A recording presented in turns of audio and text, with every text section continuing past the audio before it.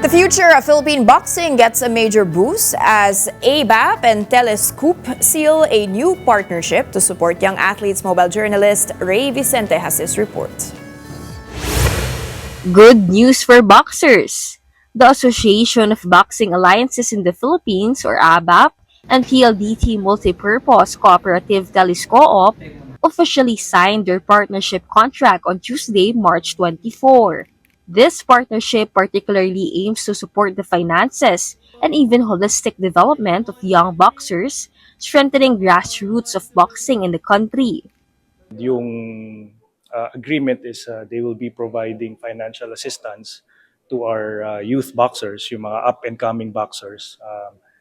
And ang magbe-benefit ay hindi lang yung sports performance sila, but even their education, even psychosocial support. So yung holistic development talaga ng mga young boxers natin.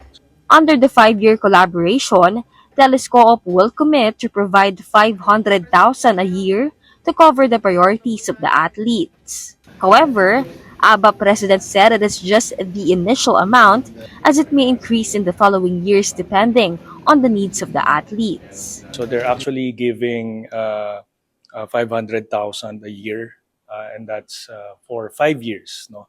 Ang kinomit nila. May mga needs pa na kailangan ma-support, then they will be willing pa to add to that, no? So sa ngayon there will be additional living allowance for those identified boxers, yung kanilang mga equipment, yung kanilang mga training needs. So yon, mako-cover nito.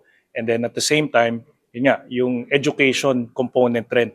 Telescoop also added their plans to hopefully form during the first year of their partnership.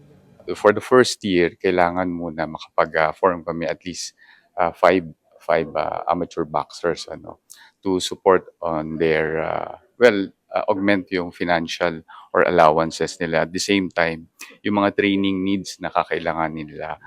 Other than career, both companies also intend to build the education foundation of athletes, echoing the significance of it to youth. For them, sports and school should be both prioritized by their athletes. Nabanggit namin din sa Telescoop na that's also part of our program sa grassroots level na and even actually sa national team, no? Na pag under ka ng ABAP, nasa training pool ka ng ABAP, dapat nag-aaral ka. Ang intention is not only to support them with their financial assistance, but also as to augment on their value formation. We're not only making them champions in the sports of boxing, but also making them champion in life. Kapatid Ray Vicente, we are One News.